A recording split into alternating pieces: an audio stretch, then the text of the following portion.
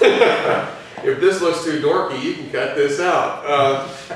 We're here in my living room here in Georgetown, Texas, and I have with me Bob McMinn, and he just wanted to share a little bit. Actually, I wanted him to share a little bit of his story, of his testimony with you about just what the Lord's done in his life, to let you know that God, by His power, really can set people free, and sometimes He can even do it in an instant. And so this is Bob McMinn, and Bob, I guess we'll just start talking, and if anything's worth keeping, he can. Yeah, I hope I can think of something to say. He can keep it on there. Just tell me about yourself. First of all, I guess what you just shared with me a while ago. What motivates you to want to share some of your story? Well, I was, for many years, being abused by alcohol. People say that they abuse alcohol, actually the other way around. Alcohol abuses them. Mm-hmm. And I went for 25 years as a drunk, basically. My focus was on that more than anything else, I would say.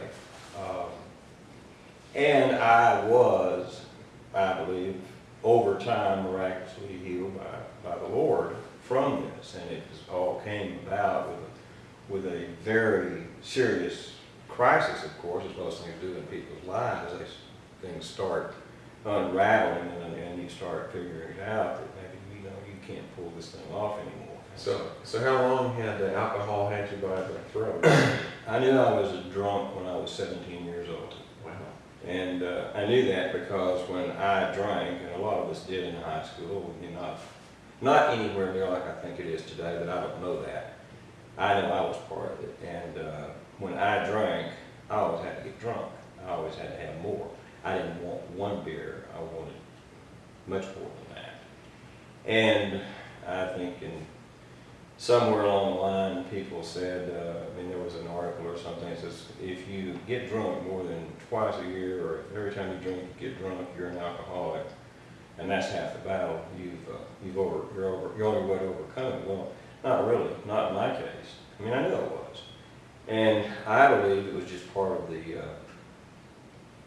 I developed this attitude. This was part of my persona. This is what I did. I was I drank.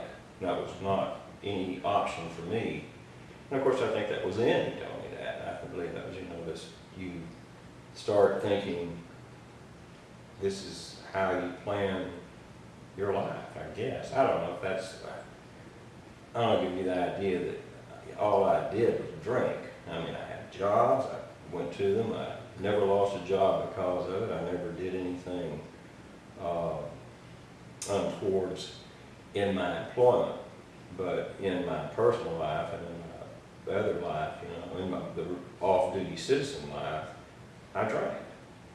And it caused a lot of problems. And it causes a lot of collateral damage. You're not an island. What you do affects a lot of other people. Yeah. I was raised by a great Christian woman, my mother. I was in church every Sunday from the time I was a sunbeam that I can remember up until I was about 17. And it was First Baptist Church, Chattanooga, Tennessee, and it was the buckle on the Bible belt. So I knew a lot of stuff about the Lord. But at 17, I kind of just pulled out and said, no, I've had enough of that, and went on my own way. And it broke my mother's heart that I drank, and it broke a lot of people's heart that I drank. But mostly it broke God's heart I drank. Because I don't believe He ever created anybody to be drunk. How long was this a problem for you? Till I was 40. Wow. Till I was about 23 to 25 years. And when things started getting bad in my life, really bad, we had a business here, and it was prosperous, it was doing fine, but it was always me, the booze type thing. And then things started coming unwrapped, and so I knew that one of its main causes was the alcohol. And I, got on my knees and asked God, if you can fix this mess, I should be happy. I should be grateful. But it didn't happen that quick. It didn't happen where I came to the Lord and, I was better, but I wasn't over it. I wasn't cured, and I hated myself for it. I knew what I was doing, I was causing problems and causing myself problems, and still causing a lot of other people problems that I still didn't, it wasn't, okay, God fixed it.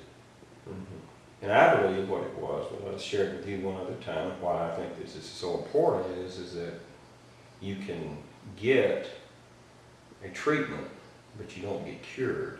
There are organizations out there that will help you stay sober, but that's the treatment.